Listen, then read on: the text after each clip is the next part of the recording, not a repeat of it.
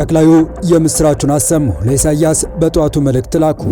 የቀይ ባህር ባለቤትነትን አብይ ይፋ አደረጉ። ሻዕቢያ በሸፍጥ ከራሳችን ቀይ ባህር አባረረን። ጠቅላይ ሚኒስትር አብይ የአሰብ ጉዳይ በምክክር ጉባኤው መድረክ ላይ። ደብረጽዮን በስተመጨረሻ እጅ ሰጠ። አምባሳደሩ መቀለ ገቡ። ተጠባቂው ምክክር ተጀመረ። አሜሪካ ለህወሓት አመራሮች ጥብቅ ትዕዛዝ ሰጠች። ጠቅላይ ሚኒስትር አብይ አህመድ በይፋ ቀይ ባህር የህልውና ጉዳይ መሆኑን ከተናገሩበት ጊዜ ጀምሮ በኢትዮጵያና ኤርትራ መካከል የተፈጠረው መካረር ተባብሶ ቀጥሎ ዛሬ ላይ ደርሷል። ሀገራቱ የከረ የቃላት ጦርነት ውስጥ ከገቡ ዋላደር ያለ ሲሆን አንዳንዴም ሁለቱም ወደ ድንበር ቀጠናዎች ጦራቸውን ሲያስጠጉ ይስተዋላል። ታዲያ በኢትዮጵያ መንግስት በኩል እንደ ከዚህ ቀደሙ የቀይ ባህር ጉዳይ እየተነሳ አይደለም፣ መንግስት ችላ ብሎታል እየተባለ በሚገኝበት ወቅት ጠቅላይ ሚኒስትር አብይ አህመድ ወደ አስመራ ቀይ ባህርን የተመለከተ መልእክት በጠዋቱ ልከዋል። ምንድነው የሚለውን የምንመለከት ይሆናል። በሌላ መረጃችን ደግሞ በአሜሪካ ጫና እየተደረገበት የሚገኘው ህወሓት እጅ ሰጥቷል። አሜሪካዊው አምባሳደር መቀለ ገብተዋል። በዛም በበርካታ ጉዳዮች እንደተወያዩ ተገልጿል። የተወያዩባቸው ጉዳዮች ምንድናቸው የሚለውን ጨምረን ይዘን ቀርበናል። ሰላም ውድ የሁሉ ዴይሊ ቤተሰቦች እንደምን አላችሁ? ቻናሉን ሰብስክራይብ፣ ላይክ፣ ሼር እያደረጋችሁ እስከ መረጃዎቻችን ፍጻሜ አብራችሁን ቆዩ። ጠቅላይ ሚኒስትር አብይ አህመድ ዛሬ መክፈቻውን ባደረገው በሀገራዊ ምክክር ጉባኤ ላይ ተገኝተው ንግግር ባደረጉበት ወቅት ከሰሞኑ በምክር ቤቱ ስብሰባ ወቅት ያላነሱትን ሀሳብ አንስተዋል። ጠቅላዩ በመድረኩ ላይ ባደረጉት ንግግር በጠዋቱ ወደ አዲያሎ ቤተ መንግስት ጠንከር ያለ ዛቻ አሰምተዋል። ኢትዮጵያ ለዘመናት ያስከበረችውን ቀይ ባህር ያልተመረጠ መንግስት በሸፍጥ የጂኦግራፊ እስረኛ ያደረገበት ምክንያት በውስጣችን ያለ ስንፍና እንጂ የኢትዮጵያን መሻትና ጥቅም ማስቆም የሚችል ኃይል ስለነበረ አይደለም ሲሉ ነው ጠቅላይ ሚኒስትር አብይ አህመድ ወደ አስመራ የተኮሱ። የጠቅላዩ ስለ ቀይ ባህር በትልቁ የሀገራዊ ምክክር መድረክ ላይ መነሳቱ እንደ ትልቅ ብስራት የሚቆጠር መሆኑ እየተገለጸ ሲሆን ጠቅላዩ ኢትዮጵያ የቀይ ባህር ባለቤት እንደሆነች ይፋ አደረጉም እያስባለ ነው። ሻዕቢያ በሳዋ ማሰልጠኛ ማዕከሉ በርካታ ሰራዊት አስመርቆ ወደ አሰብ ባስጠጋበት ወቅት በምክር ቤቱ መድረክ ላይ ስለ አሰብና ቀይ ባህር ጥያቄ ተነስቶላቸው ዝምታን የመረጡት አብይ በዚህ ስለ ሀገር በሚመከርበት ትልቅ መድረክ ላይ ስለ ቀይ ባህር ማንሳታቸው ቀይ ባህር አሁንም ለኢትዮጵያ ወሳኝ አጀንዳ መሆኑን ያመላከቱበት ነው እየተባለ ይገኛል። በታሪካዊ ሀገራዊ ምክክር ጉባኤ መክፈቻ ላይ ንግግር ያደረጉት ጠቅላይ ሚኒስትር አብይ አህመድ ከቀይ ባህር ጉዳዮች ባሻገር ባነሱት ሀሳብ የምክክሩ ስኬት ሙሉ በሙሉ የሚረጋገጠው እርስ በርስ በመደማመጥና የሁሉንም ወገን ጥያቄዎች በአክብሮት በማስተናገድ ብቻ እንደሆነ ገልጸዋል። ጠቅላይ ሚኒስትሩ ለሀገር የሚበጅ የጋራ መፍትሄ ለማምጣት የአፋር አባቶችን ጥበብ ማስታወስ እንደሚገባ ጠቅሰው አንድ ቦታ ላይ ተቀምጠህ በሌላኛው ወገን ያለውን ችግር መረዳት ስለማትችል ተነስተህ ሂድና ያኛው ወገን ምን እንደሚያስብ ጥያቄ እንዳለው አድምጥ የሚለውን ምክር በተግባር መተርጎም እንደሚገባ አሳስበዋል። ኢትዮጵያን ማጽናት የሚቻለው ሁሉንም ድምጾች እኩል በማድመጥ እንደሆነ የገለጹት ጠቅላይ ሚኒስትሩ በተለይም በቁጥር ሰፊ የሆኑት የኦሮሞና የአማራ ህዝቦች የሌሎች ወንድሞቻቸውን ጥያቄዎች ማድመጥ እንዳለባቸው አጽንኦት ሰጥተዋል።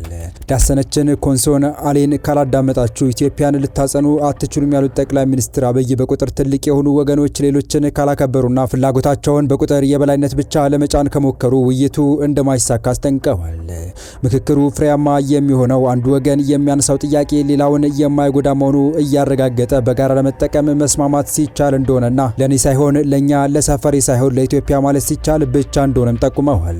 በትግራይ አባቶች ዘንድ የአንድ ሰው ምክር ከምድር በታች ነው፣ የሁለት ሰው ምክር ከምድር በላይ ነው፣ የሶስት ሰው ምክር ግን ምርጥ ዘር ሆኖ ይበቅላል የሚባል ታላቅ ምሳሌ እንዳለ ያነሱት ጠቅላይ ሚኒስትሩ ይህንን ታላቅ የውይይት ባህል በመጠቀም የተሰበሰቡት ከ4000 በላይ ተመካካሪዎች አእምሯቸውንና ልባቸው በአዳራሽ ውስጥ ሰብስበው ሌላኛው ወገን ማድመጥ ላይ እንዲያተኩሩ ጥሪ አቅርበዋል። በመጨረሻም ይህ ታሪካዊ መድረክ የ130 ሚሊዮን ዜጎችና የመቶዎች ሚሊዮን የነገ ትውልድ ኃላፊነት ያለበት በመሆኑ ተሳታፊዎች በጉባኤ ውስጥ በትጋት በመሳተፍ ለሁሉም ኢትዮጵያውያን እረፍትና ዘላቂ ሰላም የሚሰጥ ውጤት እንዲያስመዘግቡ አደራ ብለዋል። በቀጣይ መረጃ የዶክተር ደብረጽዮን ገብረ ሚካኤል ቡድን በኢትዮጵያ የአሜሪካ አምባሳደር የሆኑት ኤርቪን ማሲንጋን የመቀለ ጉብኝት በተመለከተ ይዞት የነበረውን ጥብቅ አቋም በመተው በስተመጨረሻ እጅ መስጠቱ ተሰማ። ከዚህ ቀደም አምባሳደር ማሲንጋ ወደ መቀለ ለማቅናት ሲያስቡ ዶክተር ደብረጽዮን አሜሪካ መንግስት መቀለን እያስተዳደረ ያለው ህወሓት መሆኑን አምኖ እውቅና ሊሰጥ ይገባል፣ ማንኛውም መግለጫ ሲወጣም የመቀለ የህወሓት አስተዳደር መባል አለበት የሚል ቅድመ ሁኔታ በማቅረባቸው ጉብኝቱ ሳይካሄድ ቆይቷል። ነገር ግን የአሜሪካ መንግስት በበኩሉ እኛ እናንተን አናውቅም፣ የምናውቀው ጀነራል ታደሰ ያሉበትን የትግራይ ጊዜያዊ አስተዳደር ብቻ ነው በማለት ጥያቄውን ውድቅ አድርጎት ቆይቷል። በዚህ ውዝግብ ምክንያት ተቋርጦ የነበረው ግንኙነት አሁን ላይ መፍትሄ ያገኘ ሲሆን በስተመጨረሻም ዶክተር ደብረጽዮን አቋማቸውን በማለዘብ እጅ ሰጥተዋል። አምባሳደር ማሲንጋ መቀለ አሉላ አባ ነጋ ኤርፖርት ሲደርሱ ማቀባበል እንደተደረገላቸው ታውቋል። አምባሳደሩ መቀለ ከደረሱ በኋላም የመቀለ ወሳኝ ምክክር ተጀምሯል። በህወሓት ላይ ከፍ ያለ ጫናን እያሳደረች ያለችው አሜሪካ በዛሬው ዕለት መልእክተኛዋን ወደ መቀለ ልካለች። ረፋዱን መቀለ የደረሱት በኢትዮጵያ የአሜሪካ አምባሳደር ኤርቪን ማሲንጋ ጉዟቸው ደርሶ መልስ ነው ተብሏል። በሁለት ጉዳዮች ላይ ትኩረቱን ያደረገው ውይይት ከደብረጽዮን ገብረ ሚካኤልና ከሌሎች የህወሓት ባለስልጣናት ጋር ያደርጋሉም ተብሎ ይጠበቃል። የዛሬው የመቀለ ምክር ወሳኝ የሚያደርገው በርካታ ነጥቦች እንዳሉም እየተገለጸ ነው። ከነዚህም አንዱ ህወሓት ቀጣይ የሚኖረውን አካሄድና አቋም ለአሜሪካ ግልጽ የሚያደርግበት ነው እየተባለ ይገኛል።